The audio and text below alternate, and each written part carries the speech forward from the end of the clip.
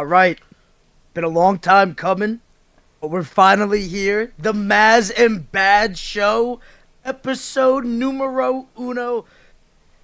I'm your host, Brandon Marrazzo, joined by my wonderful co-host, Charlito Baduini.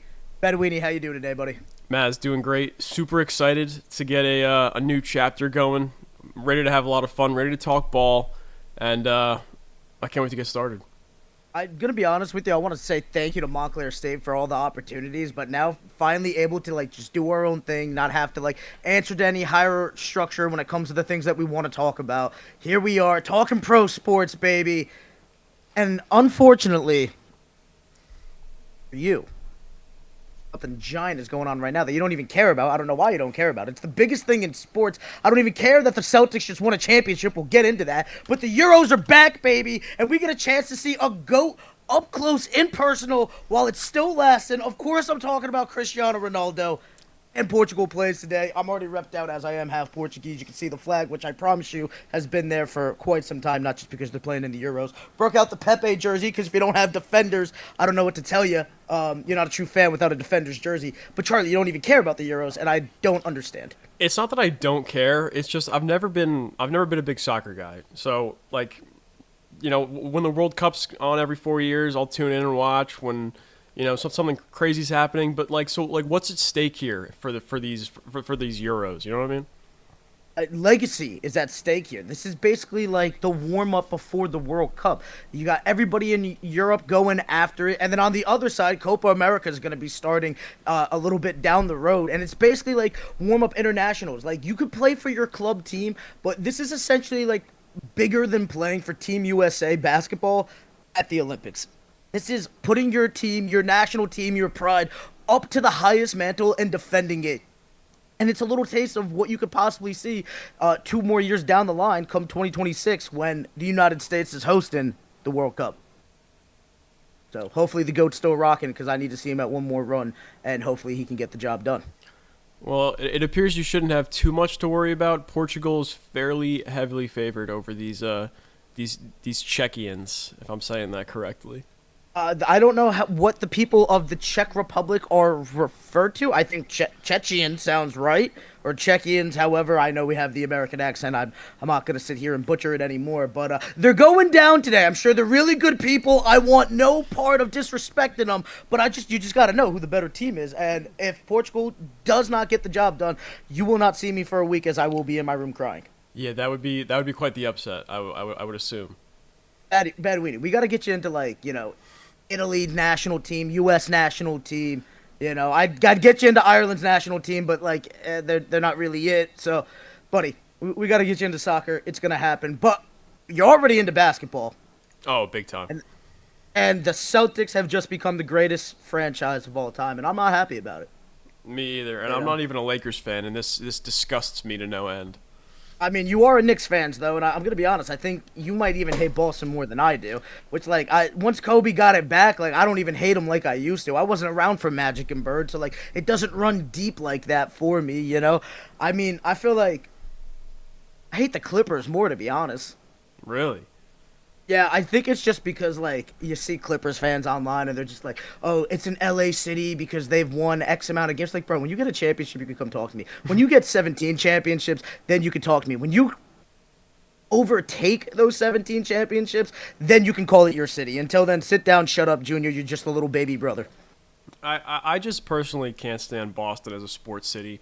Not even just the Boston Celtics, not even just the New England Patriots, the Boston Red Sox, the Bruins, whatever you want to say. It's just a trashy sports town. They're just let's just take this series by itself. Ready? Game 4 at the watch party at TD Garden. You have Celtics fans throwing haymakers at each other, getting into brawls, fighting over one loss on their way to a 4-1 series victory. You got guys in the streets bullying Mavericks fans, trying to rip Luka jerseys off other guys. Kyrie Irving last night takes a tumble into the stands, crashes into Mike Breen early in the third, I believe it was. And you had Boston fans yelling expletives while he's on the ground after he crashed into the stands. Mike Breen called it a disgrace last night. I think that was very appropriate. Boston doesn't deserve the championships that they've won in the 21st century. I can't stand to see them happy, and it actually makes my blood curl. I'm not gonna lie to you, seeing that championship last night. I'm gonna be honest with you. This team deserves it, though. Like, as a Lakers fan, this is how you know that I'm being completely unbiased. Like, the team that they've assembled. I mean, you got to give kudos where it's due. I mean, they put together a masterclass. They take the heart and soul of the last run and Marcus Smart, ship him out of town, bring in a better defender in Drew Holiday, a more experienced playoff guy, a guy who's already won a championship. And then they bring in Kristaps Porzingis. They've been looking for a center. They've been looking for a guy who can completely be something that teams don't get to see too often and throw different looks at. Even though he's had the injuries up and down, he was still very effective when he was on the court, I would say. Last night, not so much, but just him being on the court, I feel like was an energy booster. And then you have legit veterans. I mean, Al Horford getting his moment. It was beautiful to see. Jason Tatum and Jaylen Brown prove that they can finally work as a duo, and Derek White's just a dog, and that's probably the best move I think that they might have traded for this entire time. Acquiring him made this entire thing work. I mean, hounding defense, three-point shooting. Guy goes 39% from the floor, but 40% from three. I mean, what more can you ask for? This team had depth. You got Peyton Pritchard hitting back-to-back, end of quarter, end of half buzzer beaters, Hauser coming up. Where'd he even come from? I mean, I have no clue, but dude, it's a legit squad. I don't know. I don't think they're running it back, but they finally got the job done, and you got to give kudos where it's due. So I thought that was something that was interesting. What you just said, that they're not running it back. I mean, we'll get to that in just a second, but first, I did want to just talk about real quick Boston's path to the finals. Right? It was something that was talked about a pretty decent amount leading up to the series, obviously, because they didn't play a whole lot of great teams to get to the finals. So you had Miami in the first round, which was a 4-1 sweep, gentleman's sweep. No Jimmy Butler the entire series, right? Second round, Cleveland Cavaliers, 4-1 gentleman's sweep. No Donovan Mitchell for those last two games. And then a full-on sweep of the Pacers in the conference finals. Was there ever really a moment where they faced any sort of controversy or any sort of like snags in the road, something that like they really, it was quite the undramatic, easy path to the finals, right? I mean, I feel like we cannot fault that because here's the thing, right? The favorite of the season has not won, like of the regular season. The number one seed has not won in quite some time in terms of like the best overall record, which is normally in the East. I would say it's the easier of the two conferences, but I just feel like you cannot fault them for being a one seed. They put in that work. They really didn't take games off for the most part. Like they fought to get that number one seed. Of course, the advantages comes with that. And then yes, Miami doesn't have Jimmy, and then Cleveland loses Spider, and then Indiana should have never been there in the first place. The Knicks injuries is the reason why Indiana's there. You can't fault them for that. Nobody's sitting there saying this is the greatest championship won of all time. Like, I'm sure the city of Boston loves it. Of course, they're going to be celebrating it, but they're not going to sit there and tell you, out of all of their 18 now rings, this is the best one ever. It's the recency bias, so, like, yeah, they're going to love it. They're going to cherish it, but, like, if you could say, like, oh, it was this one or, one of Bird's or one of Russell's, what have you, I'm sure they would give this one up. Yeah, for sure, for sure. And it's just like I said, they faced little to no adversity. Like there was no like moment where they were like on the brink of elimination in a series. A team had them on the ropes. Like even for example, let's take the Nuggets last year. I mean, they at least went 6 games with the Phoenix Suns in the second round. I mean, everything else was just about a gentleman's sweep or a sweep, but there was just really no moment where Celtics fans were concerned or worried that this wasn't going to be the championship year. It was almost like a given as soon as the playoffs started. Go ahead. You know what? Your team and my team could get that easy walk too if they would just be the first seed. Like, everybody wants to cruise, load management, all this hoopla and nonsense where it's like, I know it's a grueling season, right? I'm not a professional basketball player. I've never gone through it, but 82 games, is a lot, So like I understand, but if you would just put in that little bit of effort, right? And now you see the Knicks try to do this and it doesn't always work out, right? Like I understand where you want to pick your moments, right? I think if you're up 20 points in the game going into the fourth quarter, yeah, you can cruise a little bit, but making sure that you secure the win is different. I think situational coaching plays a giant factor into this, but if you want to cruise to the final, get the first seed. You're going to be playing the less likely of the two every time. It's either you can play the winner of the 8th seed and the 4th seed, what have you, or you can play the 3rd or 2nd seed at some point. It's up to you at where you want to be seated. Absolutely. Me personally, I'd rather see the better team down the line. For sure. And I totally agree with you there. And I think even if you just look at this past playoffs, there's already 2 examples I can give you where teams messed up with their seedings. So you have Denver, which was the reigning champion. That they were, I mean, not obviously now not the reigning champion anymore, but they were the most previous winning champion this past playoffs. They lost a game in San Antonio to end the season, and it cost them the first seed, and it even potentially cost them a trip to the finals. Like if they're the 1 seed, they're not playing Minnesota in the semifinals. They're playing them in the conference finals. They're probably playing Dallas in the semifinals, and that's a whole different series for Denver than it is what it was against Minnesota. Let's go to the Eastern Conference.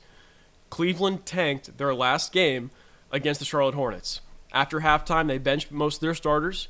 They had no interest in winning that game because they did not want to see the Bucks in the first round. And what ended up happening anyway? They got an okay draw in the Orlando Magic, which still took them 7 games. And then they ended up playing Boston in the second round anyway. If they had won that game against Charlotte, they could have jumped up to the 2 seed and had the Knicks path. Yeah, you're playing a Joel Embiid and Philly team in the first round, but I mean, it was a good series, but they were not at full strength. It was not, you know what I mean? Like the Sixers were not to the best of their ability. The Embiid injury, the other injuries to some of their role players across the floor. It is so important to make sure that you can get the highest seed possible because it does give you breaks in your playoff schedule. It really does. It's a massive help. And let's not act like home court advantage doesn't matter. Like, I hate when people are like, oh, who cares? It's not like, dude, you try making a free throw in a hostile environment. All right, you try playing a basketball game while you're not sleeping in your bed multiple times during the series, right? You got to hop on that plane. Like, I get jet lag just going to visit family, for crying out loud. I can't imagine having to go play against the best in the world in a competition aspect. It just makes no sense. I mean, getting the highest seed should always be the name of the game. If you want, do you think you got the better matchup? Like, sure, but it doesn't always work out like that. I just think getting the home court advantage when you can should always be priority number 1. I don't want to see teams tank, right? I hate when you hear the talks of the tank for Wemby year, the tank for Zion year. Like, dude, go out there and compete. All right, you're there to win basketball games. I don't know, man. And you know what? We saw a guy who people say maybe is overpaid. They should not have given a contract that big to him. He's not worth it. Just become the Finals MVP, and I think it was well-deserved. What a great transition to our next topic. So Jaylen Brown did end up winning Finals MVP for Boston. As you said, Mazz, you believe it's well-deserved. But let me just give off some of the averages here between Tatum and Brown. So Jaylen Brown, as the Finals MVP, averaged 20.8 points per game, 5 assists, and 5.4 rebounds, shooting 44% from the field. Jason Tatum, more points per game, assists per game, and rebounds per game. He had 22, 7 assists, 8 rebounds on 38% shooting.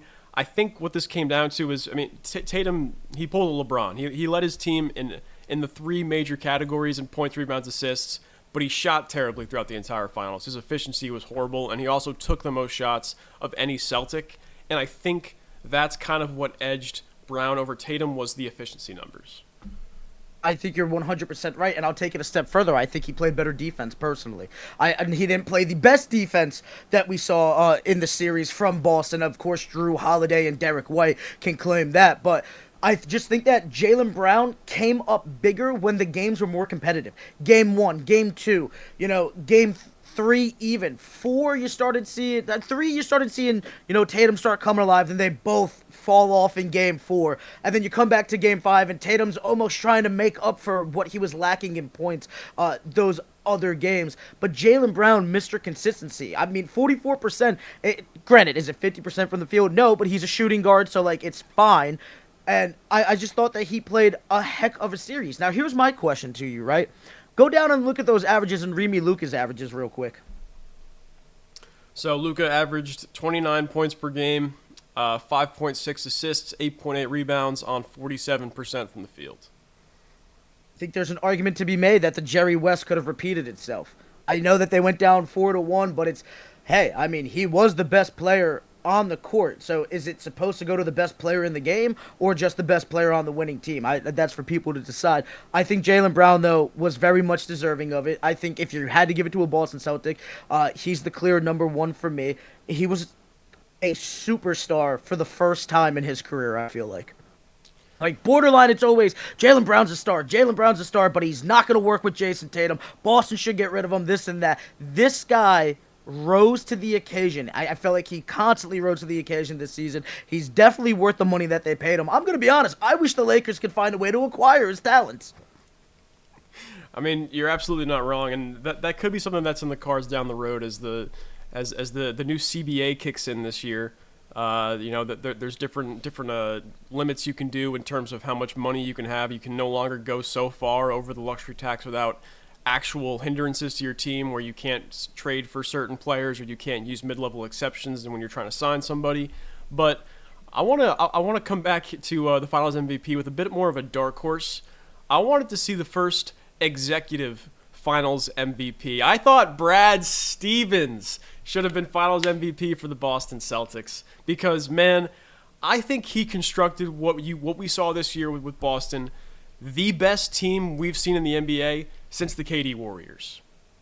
But here's my question, right? Do you think that this is the first executive that ever should have gotten it then? I mean, how about the year when Boston acquired Kevin Garnett and Ray Allen to join Paul Pierce and Rajon Rondo, for crying out loud? How about the year that Miami assembles LeBron James and Chris Bosh down with D. Wade, and then they win it the next season, right? There's so many other instances of teams being built to get over that hump where it's like, yeah, Brad Stevens put together a masterclass in how to acquire talent and just go pushing the chips all the way in.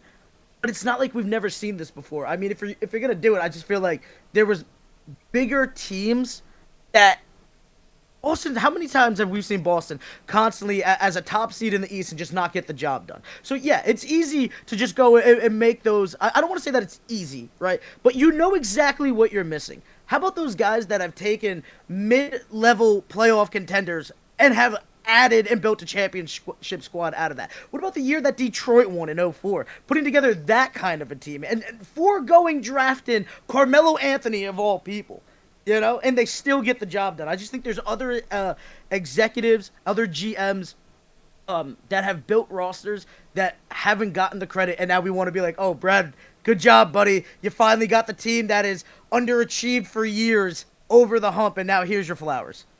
Well, now listen, he deserves the flowers, but Finals MVP, stop it. Stop this nonsense. I'm being a little facetious. I didn't, I'm not like saying like actually go give him that trophy, but Brad Stevens, as the architect of this team, and like you said, Mazz, I mean, you can't say that Pat Riley didn't deserve it, or for the Heatles, or Danny Ainge for the super team Celtics, but the point more being is that you said, you said, is this a Jerry West situation where Boston didn't really have a bona fide best player to really be that Finals MVP? You can make that case for Luka. I mean, you probably lose that argument, but regardless, what I mean by that is just how Brad Stevens was able to acquire these guys. He traded Marcus Smart, Mike Muscala, and Danilo Gallinari for Kristaps Porzingis. That's a steal. I mean, Robert Williams and Malcolm Brogdon for Drew Holiday. That's the steal for me, yeah. Right? Because let's be honest, Kristaps Porzingis is the biggest question mark in terms of unicorn talent I think ever. Gets drafted by the Knicks. You hear fans jumping on the bandwagon of who is this guy? I never heard of Lativia. Tinky Pingy. Like come on. And then they ship him off And everybody's all upset that he gets shipped off. He's down in Dallas with Luca. They can't get the job done. They're not going anywhere. They try basically sending him to purgatory, known as Washington, D.C., and he was putting up numbers, but I was like, oh, it's empty stats. They're not winning games, so who cares? So to give up a player like Marcus Smart, a defensive player of the year that got you to the NBA Finals where you eventually lost, but you lost to a top 10 player all time in Steph Curry and co., who's in the tail end of their dynasty run, right?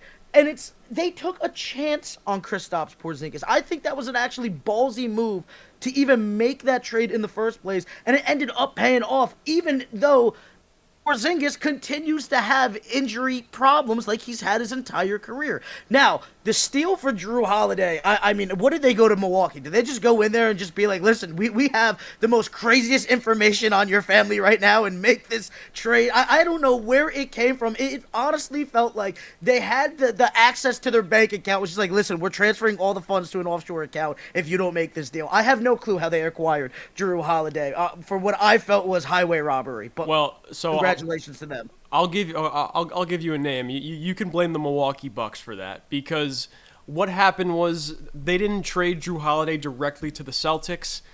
The Bucks, when they traded for Damian Lillard, obviously Drew Holiday was a major part of that trade package. He went to the Trailblazers, and I literally want to say not even 3 or 4 days later, Boston swooped in and took Holiday right from the Blazers and brought him to Boston. And that was basically, you might as well, you could have chalked the NBA championship up there potentially. You know what I mean? Yeah. I mean, completely forgot about Drew Holiday going to Portland. Was that a part of the official trade deal, or was that a separate deal? It was a separate deal. It happened after the fact, yeah. I thought there was limitations on when you could trade players like that again. 2K's got me messed up right now. I apologize. So listen, acquiring Drew Holiday from Portland, for peanuts, is a steal. I still don't think they got enough. I know they got Robert Williams. I know they got some decent compensation, but like Sixth man of the year, Malcolm Brogdon. Dude, it's not enough for me. It's not. Malcolm Brogdon is getting sixth man of the year, playing on the easiest team in basketball. Where it's just like, oh, hey, I'll just come in and just contribute a little bit. Everybody's not even worried about me, So it's like, it is what it is. But yeah, I think Drew Holiday definitely cemented them back on defense. Give them a veteran. I think the problem was that Marcus Smart wanted to be the number one guy, right? And I can't blame him for that. But Marcus, you're not number one talent, with all due respect. And who am I to talk? I get it. Like, if we played one-on-one, he'd drop 100 on me, but before I could even tie my shoes to get going in the game, right? I would stand no chance. But there's levels to this. Drew Holiday, I think, is on the same level as a Marcus Smart right now in his career. Of course, when he was with the Pelicans, was definitely capable of scoring more and potentially being a number two option on a team. But now they're just both defensive guys, and you didn't see Drew Holiday do too much, I felt like. Like, he dropped points when they needed him. He more than gladly stepped back when they didn't need the scoring and locked in on defense. It was just the more mature mindset that they needed. He led the Celtics in offensive rebounds per game with 2.6, which was massive. I felt like every missed three from the Celtics felt like it somehow ended up in the hands of Drew. I mean, that is absolutely veteranship effort, and that's what wins you a championship. Guys that are willing to put the ego aside, that are, I could go out and drop 25 points in this game, but we actually need some offensive rebounding. We actually need someone to get physical. We need somebody to stick Kyrie. Like, I'll go take that assignment, no problem. All right, so one last note on the Finals MVP before we move on. What does this do for you for Jason Tatum's legacy? And I can't believe I'm saying that already. He's a 26-year-old player. He still has so much more time to go before the book is closed on his basketball story. But does him not getting this Finals MVP impact anything for you, specifically of how you feel about him? I think he's the most hated on player that I've seen since LeBron James. Honestly, I feel like he doesn't get the respect that he deserves. I mean, I feel like Are people going to talk more negatively about him because he didn't get the Finals MVP? Yes, but they're also going to be talking more highly about Jaylen Brown, I think. Does that cause a rift? I think that's for him to decide on where he wants to take it. I think the mature side would be, hey, we got something brewing here. We proved that we could actually win. Granted, the stars had to align and we had an easy path to it, but they also worked to get that easy path. It does nothing for me in terms of he's still a regular season monster, right? Does he still need to come up a little better in the playoffs? Absolutely. But he's 26. Why are we acting like he's folded time and time again? He's been to 2 finals. They came out champions 1 time. Was Steph Curry the Finals MVP of every one of the Golden State Warriors runs? No. Andre Iguodala got one. Kevin Durant got one, and then he finally gets some. So it's I don't. The chip is what matters, right? We can sit here and argue individual accomplishments, but let's be honest. Nobody gives a damn about the individual accomplishments. If we did, Kareem Abdul-Jabbar would be the greatest basketball player of all time, and nobody says that unless you're from the 70s, with all due respect. I'm a Mike guy. You're a LeBron guy. I'm also a Kobe guy, let's not forget. So it's like, we don't give a damn about the individual accomplishments unless it's the guy that we're already rooting for. Yeah, that's a good point, and I don't disagree with you on most parts of that. I mean, I think down the road when we're talking about Tatum, I mean, where he ends up in terms of all-time conversations, if you're comparing him to a guy like a Kevin Durant or like an Allen Iverson or a guy who's like top 20 potentially maybe somewhere down the road, I think this is something that will come up there where you can say, how can you say a guy who, one of his championships he wasn't the best player on the team, but that's obviously a conversation for not just today, but it could potentially be years down the road.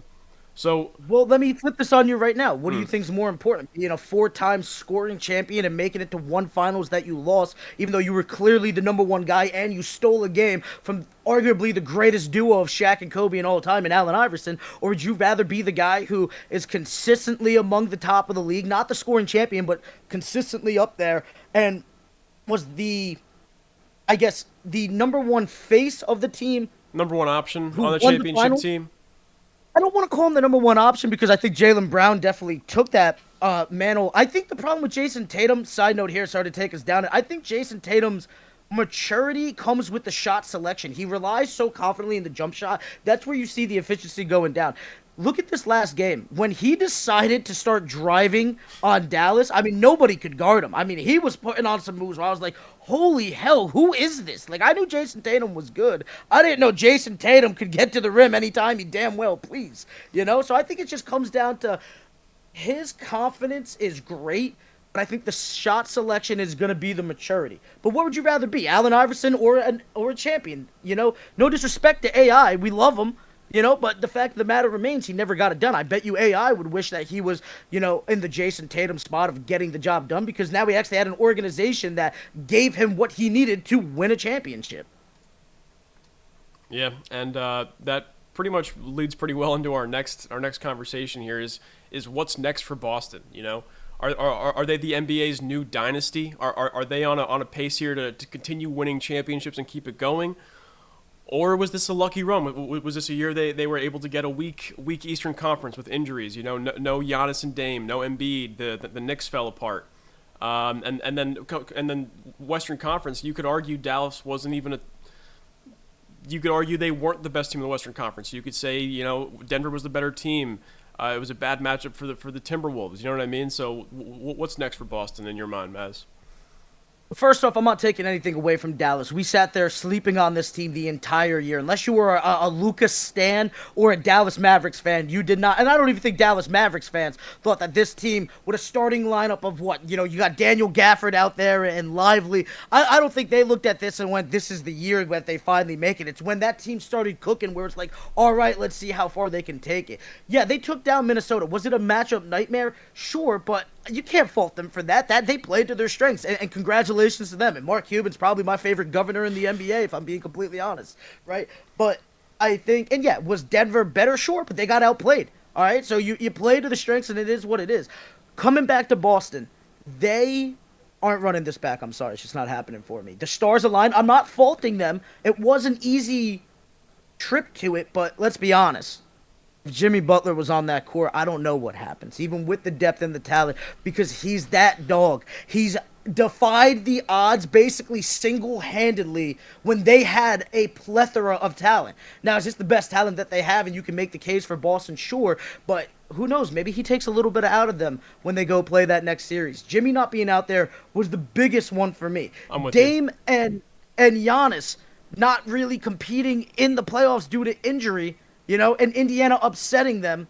Granted, it is their first year of being together. I'm sure they're going to be fine moving forward. I'd love to see them run it back. I think they're going to be bringing a whole new dynamic to it. When Joel Embiid gets healthy, that's going to be even more hectic because no disrespect to Al Horford or Kristaps Porzingis, but they weren't stopping JoJo if they ended up playing. I would love to see how that affected. Now, granted, like I said, they still have the depth to be able to afford this because a team that has a ton of talent just has to manage injuries themselves.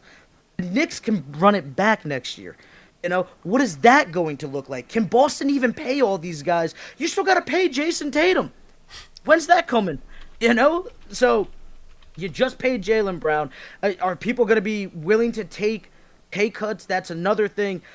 Even with Kristaps, Kristaps got to go get surgery, right now, for crying out loud. And not to mention Joe Mazzulla apparently has been coaching without an MCL for the last couple of months. So, this entire team, it's a little banged up. I don't think Al Horford's going to, is he going to have it to run it back? I mean, he just accomplished the one thing that he's been chasing for, umpteen years of his career, and congratulations to him. That's the one thing that I'm celebrating is that Al Horford finally got a chip because he deserves the damn thing.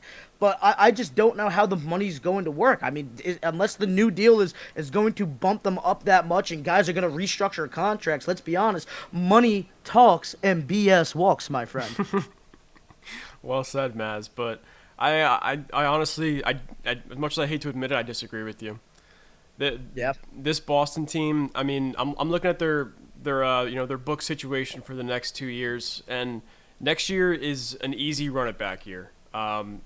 It's the last year of the contract for Derek White and Al Horford, but other than that, you don't have to worry about Tatum and Porzingis till 2025. The rest of the team is relatively young. I mean, Drew Holiday is probably the oldest player in the core besides Al Horford at 33 years old. Everybody else is sub 30. And now they have a taste of the championship of what it takes. What's to stop them from doing it again? I mean, I agree with you. The Bucks, if they had been full health, I think they would have posed a bit more of a bigger threat. And I think they're going to retool and they'll be back next year, a little bit more of a better roster around both Dame and Giannis. I think that'll be better for them. Philly, I don't really have any faith in them because they've never really been playoff risers. That includes Joel Embiid. And then, if the Knicks can get better, who's to say they can't give Boston a run for their money as well? But I just still think, at least for sure, for next year, they should still be the absolute favorite to win it all going into next year. And you really can't deny that because of the team and the core that they're bringing back. They're not going to lose anybody that major. Running it back is hard, though. You see championship hangovers happen all the time, right? Those guys know what it takes to buy in, but as we said, they did not face the pinnacle that the NBA had to offer. Teams are going to retool. I think Dallas is going to get better. There's talks of Dallas going out to acquire LeBron James, for crying out loud. I think Denver is going to go out and get better. I think Miami is going to go out and get better. I think Milwaukee's going to go out and get better, and I think the Knicks are going to find a way to run it back. Maybe they got to move on from some pieces. I have no clue what they're going to be choosing to do. What I'm saying is running it back is really hard, and you're asking me if they're going to be a dynasty, right? For me, a dynasty, you got to get 3 rings, right? In whatever span of it is. 10 years, 3 and 10. I don't think Boston's going to be able to do that with this core group of guys. Maybe if they retool it, we could talk about that down the line, but I don't think we're going to see them going back-to-back. They ain't on the cover of Lethal Weapon. They ain't Jordan 96, 97. It ain't happening, my brother. It's just I don't see it. All right, well, that remains to be seen. I guess we have plenty of time to mull on that as the summer will go by before NBA season tips back off again. But let's take it back over to Dallas. So, as you said, Mazz, it was really an impressive run to the finals for them. I mean, the current core that they had that took them to the NBA Finals, they didn't really acquire until the trade deadline. They didn't get Daniel Gafford and some names that are slipping to me, P.J. Washington, and some guys off the bench until the deadline, and it really changed the entire outlook of the whole season for them. And an improbable run to the finals while they fell short and obviously didn't give as much of a fight as some people expected, myself included, it was still a very impressive season for them and a run to the finals. But are they going to be in that run it back category? Do they have to retool, or at worst case scenario, do you blow it up? I don't think you blow it up yet, right? I think you saw when they're on, it is hard to stop Luka Doncic and Kyrie Irving. I think Luka needs to beef up his defense for sure, because that's really the weakness where it comes. We saw him get into foul trouble, literally foul out in a finals game. Like, you can't be having that happen, you know? And it's when it comes to defense, I really feel like it's just like an effort thing. Like, there's guys that are good at defense, but most of the time, like, you can get good at defense if you want to focus in on that. Personally, I believe. But they absolutely need more help. They need another star, I think. Somebody that is capable of, when Luka's getting zoned in on or Kyrie's getting zoned in on, they can go and get their shot. I think that was the problem. Who else was really hitting shots outside of those two? We saw Kyrie Irving get closed in on by Boston, and Luka, go get those stats. You're not winning on us, you know? So I think they absolutely need to go get another star. I think they need to repackage. I'm not even worried about the depth, because Jason Kidd proved that he can go get guys, role players that are going to do what is necessary, the nitty-gritty. They don't need nitty-gritty right now. They need talent that can hit shots and bring more firepower, because you came with two guns to a war with Boston that had the entire artillery on you. You know, they got to beef up in the offensive category for me. I'm totally with you, and I think the Luka point is a really good point, and I'd like to repeat something I heard last night at the end of the broadcast as Kyrie and Luka were checking out. You know, when it was really starting to turn into a blowout, Doris Burke made a really good point about Luka Doncic, and it was what he looks like right now is what the Joker used to look like before he started taking his conditioning and his nutrition and his diet and all that stuff seriously. And it's true. I mean, he was out there gasping for air in the NBA Finals. It was the longest playoff run of his career, and his body wasn't ready for it. And that's really what it comes down to. And yes, they didn't have as much firepower as Boston did, but even if they were even on a closer playing scale a little bit, I still just think Luka wouldn't have been able to put him over the edge with the way he's currently constructed. And I think there's time for him to improve on that, though. You know what I mean?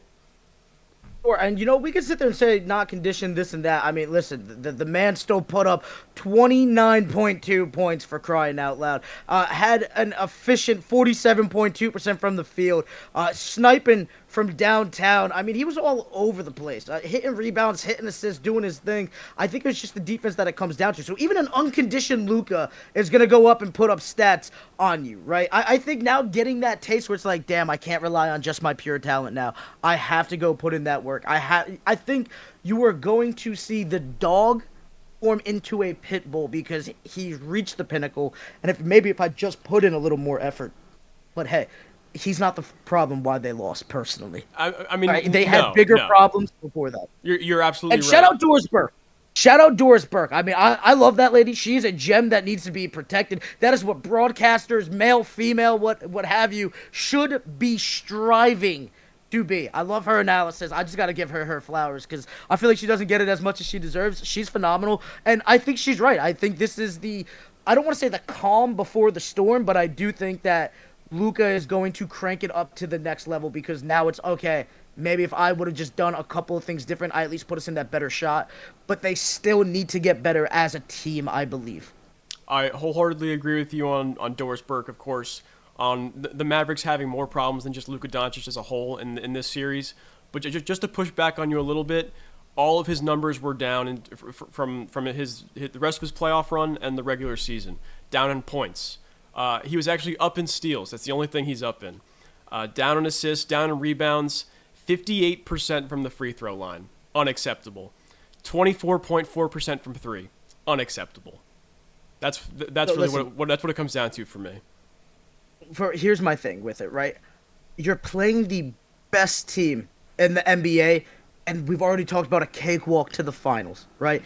What did you expect to happen? Of course, those numbers were going to be down. Him down is better than superstar series we've seen all season long, for crying out loud. Yes, was he atrocious from three? Sure. And listen, I'm going to be honest. I saw Kristaps guard him out on the wing. I was like, oh my God, Talk about knowing a man's tendencies, knowing what move he's gonna hit, and still being in the right position. Granted, it helps to be 7'3", but we've seen Luka dance on tall guys before, and Kristaps was just in the right place. So having that scatter report knowledge with you of, hey, listen, I've played with them a couple of seasons. I think I know the tendencies, and it works out. But if anybody is going to bash Luka, listen, we're just trying to take down the biggest star, right?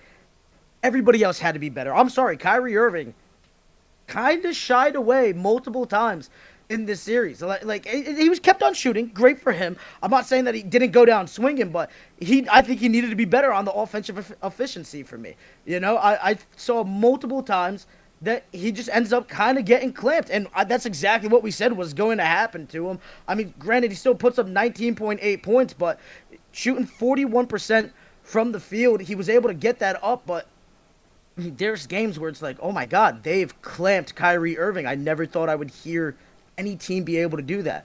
When you have Derek White and Jrue Holiday in the mix and Jaylen Brown, that's what it takes. And I think that's a testament to his talent.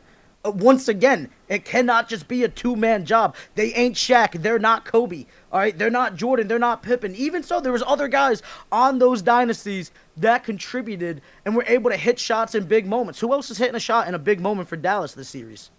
I can't name one. No, nobody.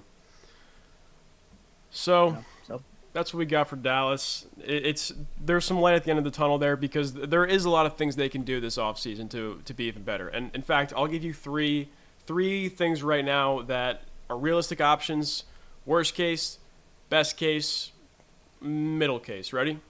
Worst case scenario, you acquire another wing in, let's say, a Kyle Kuzma, right? Just probably an upgrade over a Derek Jones Jr. or a PJ Washington, but nothing really that really moves the needle, Mazz. What's so funny about that? Oh, God, I'm sorry, man. I'm on my high blood pressure medication. I think you just took me over the top, brother. Good God. You think that should even be an option? It's worst case scenario. I said worst case scenario. Blow it up before you do that, kid. Blow it up. Ship Kyrie off. Go get someone else. That is legitimately, you just said I'm giving up on running it back for me. Stop it. Okay. All right. Moving on from worst case scenario. Probably like the most middle ground acquisition they could make that would definitely improve the floor of the team. Paul George. Now we're talking. That's money, baby. That's a move the Knicks should go make. All right? I'm sorry. I love Julius Randle. But he is injured a lot. The city flip-flops on him way too many times. You don't believe me that I've been thinking this for a while now. You can go back and check out the old Ant and Mazz tapes from WMSC Montclair Radio. You can go check out the TikTok I put out last month for Hot Take Empire. By the way, shout out Hot Take Empire as we are in a partnership with them. Listen. Paul George can be a game changer. He cannot be a number one guy, I firmly believe. This is a guy in the clutch, does not show up when all the pressure's on him. But if you go to Dallas, where's the pressure? Luka's got the pressure. Kyrie's got the pressure.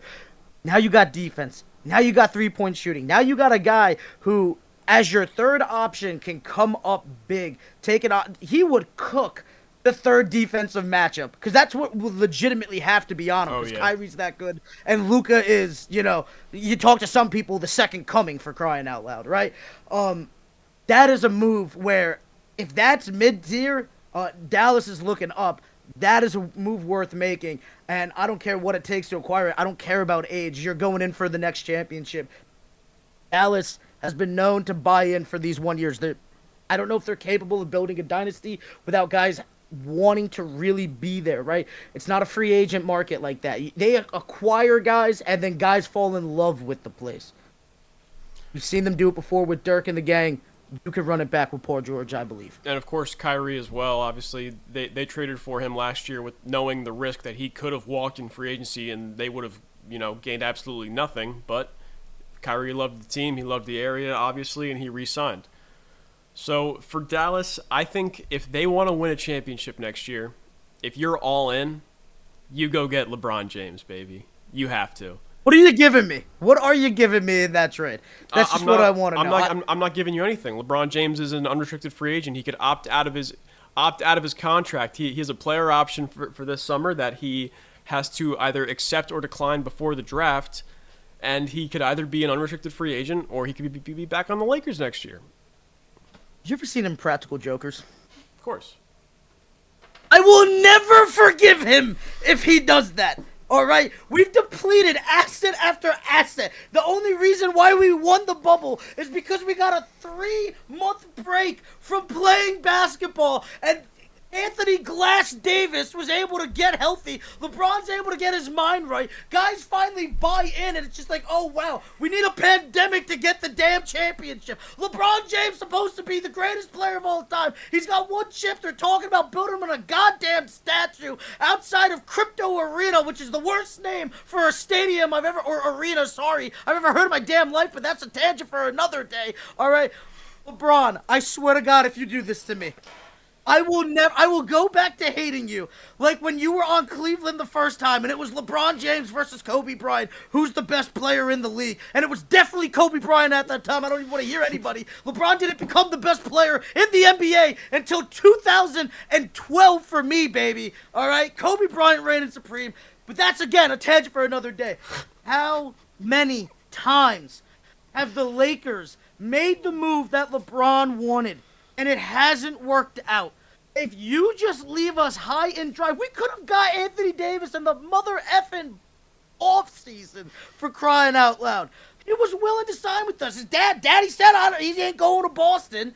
All right, he wasn't going hometown to Chicago because they had nothing cooking. All right, of course he was coming to the Lakers. He was going to be the next big man. He was going to be the next Jabbar, the next Shaq. And it turns out he ain't it. All right. But we could have got it without giving up Lonzo Ball, who I wanted more than all of them. We didn't have to give up Brandon Ingram. I'm not completely mad that he's gone, though, because he can't live up to the pressure of playing in L.A., it looked like. All right? And then Kyle Kuzma, who was putting up Michael Carter-Williams stats, even got shipped out. You know? We've depleted everything to appease LeBron. And I'm not saying we shouldn't have done it. But for you to leave high and dry on us like that, oh, buddy, I got a LeBron jersey in the closet. I'm running it over with the car. All right, I'm hanging it from the side of the house, and it's going ablaze. That's it. I wouldn't really do that. I wouldn't be that upset. Okay. I'm completely joking. I would be upset though. I not enough. I'm not. Listen, I paid good money for that jersey. All right, No, and I fair appreciate him bringing the one. I appreciate him bringing the one. I don't care if it was the bubble. That was the hardest championship ever to win. But I would be thoroughly upset with the King if he left us. I believe this is the 3rd greatest player of all time. All right, he brought the Lakers back to relevancy for the first time since Kobe Bean Bryant. All right, and I thank him for that. But for the love of God, build me a team before you leave me high and dry. All right, build me something. You can't just leave me with just Anthony Davis and only Anthony Davis. All right, you got Austin Reeves starting. Don't tell me you had nothing to do with that. All right, you cannot leave the Lakers when you had Austin Reeves taking the last shot in the 4th quarter of the mother playoffs. All right, you can't do that to me. You just can't. Bron, you got more left in the tank. I understand you want to go win championships. If it's not going to be in L.A., buddy, you gotta leave me with something. At least do a sign and trade, something. Like, don't just bail out on me, please. Which is still totally We possible. love you, Bron. We love you, Bron. I might want to strangle you half the time I watch this team play, and it's not entirely your fault unless when you're playing against Phoenix and Anthony Davis goes down and then you just completely gave up on the series, it felt like. But other than that, like, you're the one thing that has brought me happiness in the sport of basketball since, 2010? You know, so, buddy, can we just talk about the burning of the jerseys? Why is that a thing? Yeah, I don't really know. It's like number one. I paid good money for that jersey. First off, oh, for sure. Second, like, you got the guy's jersey for a reason. So even if he's leaving us now, like, dude, he was doing something for you, like, you know, especially if he won a championship for you, like, come on, man. I just don't get it. You didn't see Toronto, burn Kawhi's jersey. Why? Because he made them relevant for the first time. Oh, it's Vince Carter. Also because they're Canadians as well. I don't think they have that vitriol inside of them. Yeah, I have no clue, man. I just that is such a stupid trend that I think that they just need to stop, man. I'm Like, with you. I'm you with wanna you. if you wanna hate the guy. But like, dude, some of you schmucks paid like $100 for that jersey because Lord knows Fanatics ain't cheap these days. Yeah, You know? and also like I never understood it either because like sure you're burning the jersey, but you could also you ever see the guys who like will just duct tape a different name on the jersey and like they like reuse the same number. Like I got a Carmelo Anthony 7 jersey over there. I mean, seven's not retired by the Knicks, but if they ever get another 7, I could repurpose that jersey into a you name this player. You know what I mean? Dude, forget the duct tape. Just go get like some The heat. Get that the off there. stitching, yeah. Just re-stencil it, restitch it, whatever you got. I guess. But Honestly, pro- are you ever gonna take off that Mello? absolutely, probably No. not. That was a bad example. It was a bad example. Do you have an Aaron Rodgers jersey yet? Yeah, you don't see it up there on the wall? I thought I did, but I can't. Like, I'm gonna be honest, my eyesight ain't what it used to be. So, yes, okay, the 8. Thank you. Listen, if he were to leave the Jets right now, right? Let's say that he would have took the vice presidency with RFK and he left. What were you doing with that jersey? Not burning it, that's for sure. Like, come on, it would have been like, yeah, like, you're gonna have that for them. You know how much that jersey's gonna be worth down the line just because of like, think about all those people. I saw OKC Kevin Durant jerseys going for like $17 at Walmart when he left to go to the Warriors. Dude, when he retires, That's a that's great gonna be jersey. worth something. Oh yeah. You know, like come on, man. I don't get it. But back to our original conversation. Yeah, if LeBron joins Dallas, now we're talking, but is it enough defense? I don't know. I mean, this is how much stake are you gonna put in the 40-year-old player to be your best defender, out of your big three? I think I don't know if that works. I is there enough basketball even to go around? You know, I think LeBron can still help the Lakers. I'm not saying it's not going to improve Dallas, but does that get them over the hump? I mean, if you have LeBron James playing against, I don't know, Denver, he's not the one that's going to be Xing out, evening out Jokic. So I just don't know if it's worth going that route. I mean, I'm never going to say don't acquire LeBron James. This is one of the greatest to ever do it. Some say the greatest to ever do it, right? But at the same time, he's 40 years old. Yeah, you Gotta be a little realistic, yeah, for sure. And dare I say, hold on, I gotta look at a I think they need a star big. I feel like, Dallas. they need, yeah, What's you know, what's lively to you? Derek Lively. somebody that has been putting in great effort, but I'm more than willing to part with if that's what you're asking me. I mean, well, he obviously right now he comes off the bench for Gafford. I think you could move a guy like Gafford, package him with a Tim Hardaway or a Maxi Kleber to trade for a guy if that's the case. I mean, I think they have picks as well. Like you could go into next season confident in Lively being your starting center. Yeah, I mean, he's somebody that I think that develop, but is he what you need to win a championship right now? I disagree. I wouldn't say he's No. a star, I, but he had some great minutes in the finals. He was I agree. averaging 5 points a game, 8 rebounds, as opposed to Gafford, who was averaging 8 points and 4 rebounds. So it was basically just the inverse. More defense, more rebounding, less offense for both. Like kind of like a give and take. Yeah, I just if that's gonna be in your starting lineup, you still have not changed the fact that you need something huge. I wouldn't call me crazy. Getting a deal done maybe for a Julius Randle. Getting a deal done for even, I know this is so far out of the possibility, but we know that Philly has been having their ups and downs with it. You can even possibly lure an Embiid. I know that's very crazy, but like that's what you need. Somebody that's gonna go out there and put up those kind of big man minutes. You know? They need a 20-point scorer plus. That's where I'm at with it. They need a big who can score over 20 points. Maybe even I don't know what somebody that would be interesting for them. I don't know what the contract is. You know, like just somebody that is capable of that kind of production. Pascal Siakam's going to be out there. Why not him? Yeah, unrestricted free agent potentially could be. You know, could be on the move. now granted they're not Embiid. Like that's the pinnacle of what you could possibly acquire, and I don't even think it's attainable. But like getting a big man that could know his role, help out on that defense, put up points when the other two are getting zoned in on. That's where I'm at for Dallas. All right, one last name. Siakam might be the guy. One last name before we move on to the next subject / topic here. One more name for you, but more of a middle road option, not as impactful as Paul George, but still a wing with experience and a guy who's been there and done it. Klay Thompson, unrestricted free agent. I am so perplexed on Klay. I want Klay to have more left in him.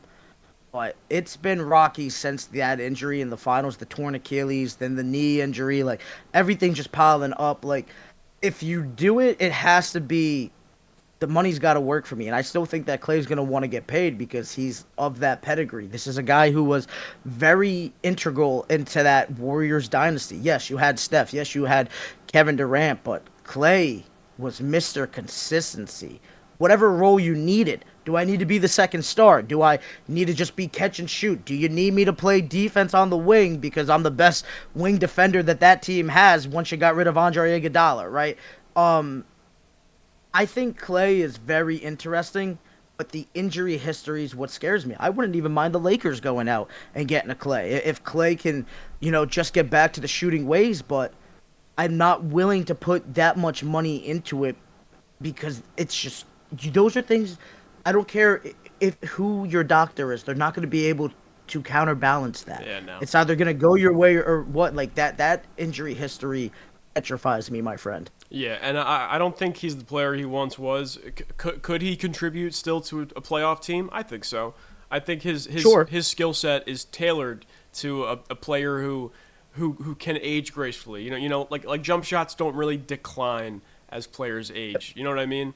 But definitely the defense does. The defense, the athleticism, that's definitely on the downturn.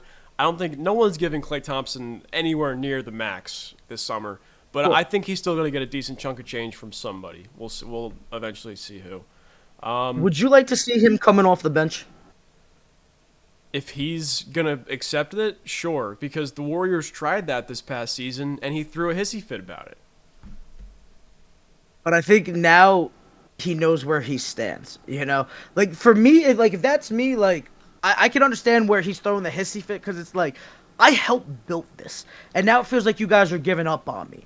Where another team, it's almost like, listen, I kind of have to prove myself again, unless he's thinking, yo, I'm of that pedigree. Like, if I'm out of the starting lineup, I ain't signing this damn contract, But I think he's going to be very surprised by the numbers that he's going to be warranting. Now, I wouldn't be surprised if a team overpays for them. I really wouldn't be surprised if Rob Pelinka freaking overpaid for him, if I'm being completely honest with you.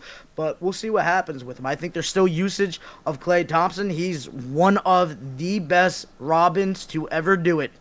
But I don't know if the Robin years are left in him, man. I think we're getting to that, like, maybe still a starter, but a rotation guy, Catch and shoot threes, needing those big threes in a big moment, coming off the bench, cooking a second unit, like that kind of thing. I think that's how he extends his career. Because he could walk away right now and still be on top, and he has a better career than some of our favorite players, Would you rather be a Tracy McGrady or a Klay Thompson? I'd rather be a Klay Thompson personally. Thompson, yep. And that's not taken away from Tracy. It's just that that's how the cards folded. At the height, I don't think anybody would say that Klay Thompson was better than Tracy McGrady, but the overall, how the career went down, he had the better career. Even Carmelo Anthony. I think I'd rather be Klay Thompson. No disrespect. Yeah, I mean, Klay's definitely had a storied career. I don't think it's egregious to say if he retired, he would be a Hall of Famer. Like, next time he's absolutely. Yeah. A first ballot. I think he'd be first ballot. I mean, you were a giant part of the most modern NBA dynasty. I think the second he'd be up for it. Yeah, I think we've seen worse people get on the ballot faster. Come Yeah. on. With all due respect, Yao Ming was on the ballot. What Yao never won. Yeah, This is a guy. This is a guy who has multiple championships. for sure. And was a big part of it. He wasn't just riding the bench for it. Well, luckily, we're not going to have to wait too long to see where some of the when and where some of these dominoes start falling, because thanks to the new collective bargaining agreement, teams can start negotiating contracts with players entering the last year of their deal or entering free agency right after the finals. So we could see contracts starting getting handed out today. In fact, I haven't checked my phone since we started recording. Maybe something. Let's see. Checking X. Nothing. All good. But 5 guys who could potentially see a contract extension in the next few days. Tyrese Maxey with the Sixers entering the last year of his deal. He is a bona fide superstar coming off most improved player, 25 points per game. He's going to get a max contract. Pascal Siakam, he's entering unrestricted free agency with the Pacers. I don't see why they wouldn't re-sign him. I mean, he was a major part in their run to the conference finals. I think he found a good fit with Indiana, and Indiana found a good fit with him. I think that's a mutual kind of, pairing there. I don't envision him leaving for anywhere else.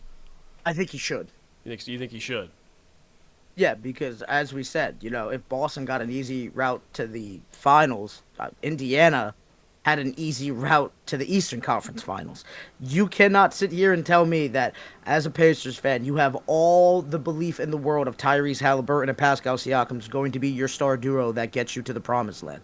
I just don't believe it. I think you need to retool that team still. I think finally it's time to move on from Miles Turner as well. I think Indiana needs to strip it down. You can build it up with Halliburton, but you need to bring in other stars. Like what you have now, it just ain't it for me.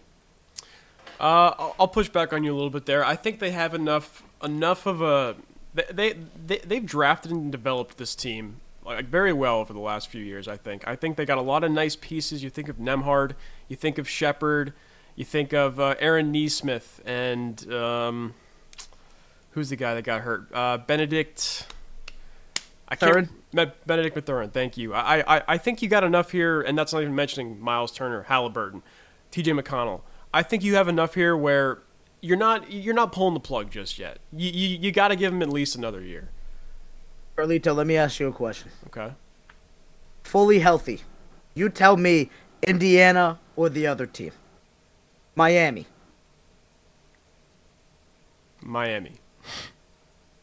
Milwaukee. New York. Give me the Knicks, baby. Cleveland? Philadelphia. I'm taking Philly. Cleveland. I'm taking Indiana. We haven't even gotten to Boston. Oh, you're taking Indiana. All right. I disagree with you there. We don't need to get into that right now. We'll get into that another day for sure. But listen, I still haven't even named Boston yet. I feel that they are closer to Toronto than they are to Boston in terms of where they're at as an organization. Right now, yes, they're better than Toronto, but they're closer to Toronto than they are to Boston. I know what you mean. Like, come on, bro. You're telling me to run it back, and you just, like, we got to 5 teams that are definitely you're taking over them, and it wasn't even a question. You sat there and pondered it because you're trying to give them a little respect, but you weren't taking them. Stop it. Retool it, man. They could build something in Indiana. They got a good organization. They just don't have the talent for it. You can develop those young guys. I'm not saying to blow it up completely. I'm saying get those big contracts off the books and try to retool it. Like try and use the guys like Miles Turner, T.J. McConnell to trade for a younger superstar that could kind of flourish with the other younger guys. Yeah, somebody that's not necessarily in the prime right now, but maybe enters the prime in the next 2 years. Something like that. I think younger is better for Indiana right now. They're not in a win now place. I know they just made the Eastern Conference Final, but that path is not opening up next year like that again. It just doesn't happen like that.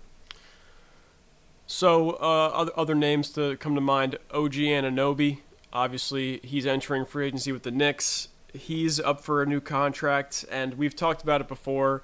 There may or may not be some light tampering going on there. OG's agent is, I believe his name is Sam Rose, the son of Knicks president of basketball operations, Leon Rose. So What the hell are the Knicks only capable of building an actual team by just having the mafia of NBA connections? I mean, come on, your biggest star just so happens to be good friends with Thibodeau, who's best friends with Leon Rose, and now OG's agent is Leon Rose. They got so many different connections. This is the godfather of You think it's Pat Riley, the godfather of basketball. Leon Rose is the damn, like, this is tampering. This is ridiculous. This is the most. This is like nepotism working out like every time. Like, what the hell is happening? It's the New York Mafia. That's what we should start calling them. Not the New York Knicks. It's the New York Mafia. The Don Leon, man. Yeah, in Leon we trust. In Leon we trust. You like that one?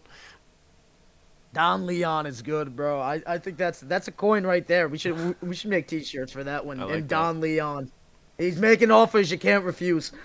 And is there any world where OG's not back on the Knicks, Mazz? Absolutely, there is a world because he's already stated that I don't care about winning. I care about getting paid first and foremost. He'll care about winning once he's paid. But listen, dude, you're looking for the new contract. I mean, listen, he was making a lot of money with the Knicks last year. I felt like, if his biggest, I'd say, goal was to win an NBA championship, this deal would get done no problem. We wouldn't be hearing of him talking about wanting more money. But clearly he wants more money. He feels that he's earned it. He feels that he's that caliber of player. That's the number one option for him. So do I think he ends up back with the Knicks? Yes. But is there a world where it happens? Absolutely, because he's prioritizing the bag. Yeah, I think there's there's a better chance that actually, I'm not going to finish that thought. No. OG Anunoby will be in Nick, and he will sign the contract this summer, and he'll be back in the fall. No. I'm not letting you off the hook like that. What the heck were you going to say? No, I was going to say something inappropriate. All right, go ahead. You're off the hook, Charlie. Go ahead. All right, cool. Thank you. Last two names. James Harden entering free agency. I don't think he ends up anywhere other than the Clippers, though. I think they give him not a max contract, kind of similar to what a Klay Thompson could get, a 3-year, like $90 million deal. A superstar who's past his prime, but still is able to give you good minutes in the regular season and, of course, the playoffs as well. I mean, if you're the Clippers, where else are you going to go? I mean, I don't think this team's ever working out, with all due respect. I think the guys that they have to believe in now, unless you're going to blow the entire thing up, but you are way too invested. You've given up way too much draft picks. You've spent way too much money, but I think you kind of just have to die on this hill with it. You pay James Harden, you try to run it back, because who are you acquiring that's better than Paul George, Kawhi Leonard, and James Harden, and even Russell Westbrook sitting on your bench? Who are you bringing in that's better? I don't think the Clippers are ever getting to where they want to be, but I don't think that there is a time to rebuild it, really. Like, there's just so much tied up in it. They don't have the draft picks to start the rebuild, so it's because they're all in OKC, so I think you just have to ride this wave out, and whatever you can get out of it, you push that engine to the very end till the wheels fall off and the motor seizes. 100% agree with you. And to add insult to injury, not only have they already, like, they're already, of course, all in. Like they are invested in this team. Not only that, but within the next few years, they have to start selling out a brand new arena. So what are they going to, like they can't blow it up, because you're not going to sell out an arena with a rebuild. You know what I mean? You need these guys to stay. You need them to stick around, because you need to sell those tickets. Yeah, no, you're absolutely right. But I will say this, their owner, right, Steve Ballmer, that is what I feel like he's of the lineage of just, I'm a fan first and I will do whatever it takes to win. I wish that more governors would be like that. I feel like Mark Cuban is along those lines of governor. I wish the Lakers would start to be like that, instead of getting, lowballing guys that they think could be their next coach of the next great dynasty. I feel bad for Ballmer. I hate that he's on the Clippers. I kind of wish he owned the Lakers. I mean, I love the Buss family. I love Jeannie, but it's just ain't it for me. But this guy's going to get it done at some point. He's willing to spend the money. He's that passionate. I just think that they went all in, and they didn't make the wrong moves. They did not make the wrong moves whatsoever. It was injuries. You can make it was injuries. It's nothing but injuries. I think, can you make a case that they overpaid for Paul George? Yes, but Kawhi Leonard has basically already stated, I would not have been here unless that deal got done anyway. Nobody knew that Gillis Alexander was going to be this. All right, even when they drafted him, they did not think that he was going to be putting up 30 points a night. They've done what you're supposed to do when you make a statement that we're all in, and it just didn't work out. And you cannot fault anybody but the injury bug, and it happens. Yeah, I don't think Kawhi and PG ever both played in a series where they were both healthy, except for maybe like the bubble. Like that legitimately might be it. It's a failed experiment.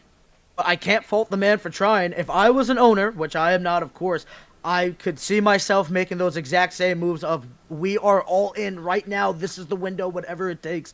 And sometimes it pays off and sometimes it doesn't. What are you going to do? Yeah, yeah. But they're stuck in kind of hell right now, for being honest. Like, you tear it down, you're not winning for years. You got to take it as far as you can go, and maybe when you start the rebuild, you actually have something to work with. Yeah. Or you trade Paul George and you get something for him. You get some young talent to start building. You got to start getting trades for it. You can't let these guys walk. That's for sure. Yeah, I think if you're gonna start the rebuild. And I think that's the biggest problem is, like, if you look across the entire NBA, the two rosters that are the most, like, blow upable, where you can get the most assets coming back to you as possible, like, you could get, like, a Boston Celtics level of return on a trade, is Phoenix, and also I think the Clippers. But the Clippers just literally cannot, because of all those things you mentioned, the commitments they've made, the investments they've made, and of course the brand new arena, the brand new uniforms, the brand new logo, whatever you want to say. It's just this was the worst timing possible for it all to kind of break down and fall apart. And I question, what does a market for Kawhi Leonard, if that's what you're going to move on from, even look like? This is one of the greatest, who's also one of the most injured. What team is going to be willing to? How much is a team willing to part with, acquire his talents? I don't know. That is a market that is the biggest question mark that I've seen, maybe ever. I don't know what a Kawhi Leonard is worth to an organization, because when he's on, he's on. But is he going to be on the court? I just don't know. You know? Yeah, for sure. All right, let's Tulio. Shout out Ryan Tulio, by the way. Sexy motherfucker. All right, and the last name I have here for the CBA, obviously for the re-signing of players that can start literally the second after the finals ended, is LeBron James. We already kind of touched on him, where he could potentially be on the move with the Mavericks. He's got the player option that he can opt in or out of. But LeBron, he could potentially sign an extension with the Lakers right this second. I don't know if he's going to do it or not. I don't think anyone knows what LeBron's thinking right now. The Lakers are still in a good spot where they can retool and run it back again next year. Where they still have AD, still have a lot of guys under contract. I know you hate him. Austin Reeves is still there. Rui Hachimura, D'Angelo Russell. I believe Gabe Vincent's still going to be around next year. But does LeBron? Whoa. We're bringing the band back, but nobody wants to hear the band play. No, if LeBron's coming back next year, they're not running the roster back. They will make changes and they will make a trade.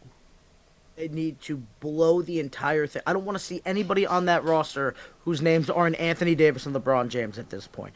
All right? Everybody was telling me, D'Angelo Russell this, D'Angelo Russell that. D'Angelo Russell is exactly who I thought he was. Somebody who shies away in the big moments. Somebody who is inefficient as hell. When he's on, he's on. But when he's off, he's off. And quite honestly, I don't have the roster to take the gamble with. And his defense on the perimeter isn't worth putting up with the offensive inefficiency, damn it. All right? Austin Reeves is Kyle Kuzma 2.0 with a better three-point shot. All right? He's putting up empty stats. Nobody's game planning for Austin Reeves. That's why he's getting all these damn points. I don't want to see him even have arms to shoot a basketball in the fourth quarter of a Lakers basketball contest. All right? He's not the guy. This is a guy who walked into the NBA as overperformed, is going to get overpaid, continuously overpaid, due to putting up good effort. That's great, but is it going to lead to winning basketball? Hell no, my friend.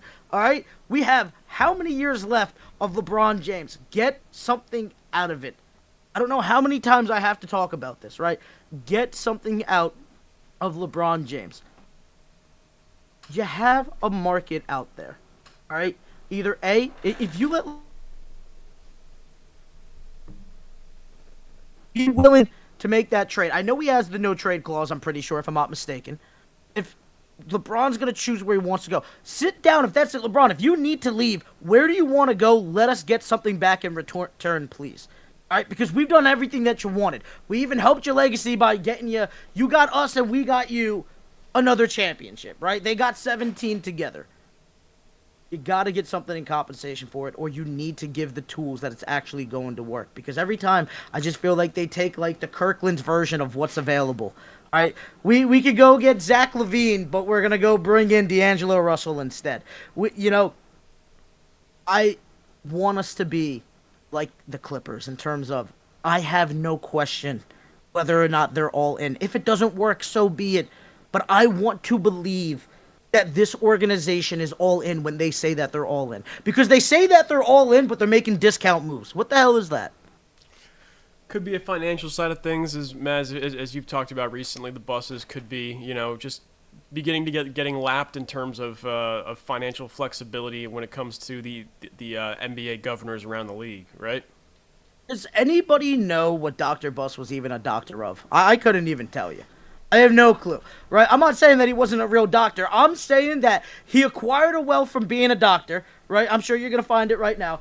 But then the family's biggest asset became the Lakers, all right? They make their most money, I believe, from basketball at this point because the brand's that big. It is the most expensive franchise in the NBA, if I'm not mistaken. All right, I believe it's number 3 in terms of North American franchises behind the Dallas Cowboys and the New York Yankees in terms of like what they're worth, right? If what I make the most money off of is this asset, shouldn't I be putting in the most money to continuously bolster that asset and reap the rewards from it? You want to know how you make more money if you're in trouble? You make investments into what's making you damn money, and that's the Lakers. It's making you money. Put the money in there. Winning leads to more income coming in. The farther you go into playoffs, the more money you got making from the season, the more ticket sales, the more jersey sales, the more concession and parking that we know you charge outrageously priced for it, all of it. All right. And then if you win the championship, everybody wants to jump on the bandwagon. So people that weren't even Lakers fans are now Lakers fans. And now you're getting even more money. Get the team back to winning instead of being cheap because you're just hurting yourself. If that's the fact of the matter, sell the damn team. Agree with you there. I mean, if you're cutting corners as an organization, especially as a legacy franchise as the Lakers are of the NBA, then you're right. Then it's time to sell the team because it's not fair to the fans. It's not fair to the legacy of the team. It's not fair to the history. The Lakers are obviously on the same level as the Boston Celtics. I don't know who owns the Celtics, what family that is. That's just not really something I have off the top of my head. But like, oh, I actually know this, right? My man Wick Grousebeck, whose actually name is Wyclef Grousebeck, owns the team, and he acquired them early 2000s, and has now won 2 championships as governor of the Boston Celtics. Interesting. Yeah, So it's a newer owner, relatively. Yeah. Yeah, for the most part. I mean, granted, he's been there, 20, I think it's like 20 plus years now. But yeah, no, this was not handed down from the 70s. Yeah, I was going to say, as opposed to the Lakers who have been owned by the Busses since, like you said, the early 70s. But by the way, Jerry Buss was he had a PhD in physical chemistry. Where does that take you? What do you become a doctor in? I'm confused. Like, I know, like, that sounds like a scientist more to me. Yeah. Granted, I am a recent graduate of Montclair State, but let's be honest, I'm a sports communications major, which means I have a bachelor's degree in sports and communicating with people, not necessarily knowledge of the world and how it works. Fair enough. All right, Mazz, is that all for B-ball? Anything else you wanted to touch on before we hopped off? I just think that certain teams need to retool it. I think you're going to see the Suns blow it up. I don't see how that ends up working with it. You got to get Bradley Beal out of there if you can. Listen, I wouldn't mind cleaning up those scraps. I'm I'll give you Austin Reeves and a pick for Bradley Beal. You know, What give me something. about what about The Lakers KD? gotta find a way to get done. Dude, what a weird legacy this guy's gonna have, right? Four-time scoring champ, two-time NBA champion, but he had to join the best team in the league to get it done. I think KD is great. I don't know if KD can be the number one, Definitely especially not. at this time in his career. At this point, yeah, no. I, His days as a number one option on a championship team are over.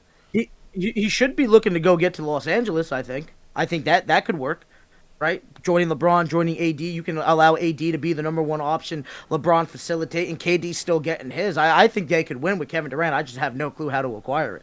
I like they can afford it. It's just is the Suns going to be willing to part with it, this and that. If I'm Kevin Durant, we saw him, you know, force his way out of Brooklyn. Why not force your way out of Phoenix before you just get stuck there? Because it looks like nothing's going on for you. If there's anything KD can do, it is force his way out of a situation he doesn't want to be in. So, or maybe we get the inverse. Maybe LeBron forces his way to Phoenix, as we've heard a few times. I don't think LeBron's going everywhere. You know, LeBron's joining the damn Justice League at this point. You better watch out for the next damn Marvel movie because he's the Avenger now, you know? The Avenger, not a part of the Avengers. He is the Avenger. Well, luckily we don't have to wait too long without seeing these guys play basketball. We don't have to wait till the fall because in a few weeks, Olympic action's going to get started, and we'll have plenty to talk about then, I'm sure. The only time I actually care about the Olympics. Full digression. I gotta be honest. I'll probably watch that 7-on-7 that they're putting up. I'll be paying attention to American basketball. I know the WNBA sending a team too, you know, so I'll be paying attention to that. But everything else, no disrespect to the Olympics. We even have people that work on the Olympics, you know, that we went to school with in Montclair, and congratulations to them. It's a giant event. It's just the way that you feel about soccer, I feel about the Olympics. You know, there's so many events that I'm not about it. You know, I'll pay attention to like 3 events and that's about it. And 2 of them will be basketball. Fair enough. And you know, I'm honestly with you there. And that, and I'll be watching for golf as well. Shout out Xander Schauffele, the 2020 gold medalist. I believe was that in Tokyo 2020 Olympics? Charlie, you could give me 1,000 years. I'm not coming up with that name.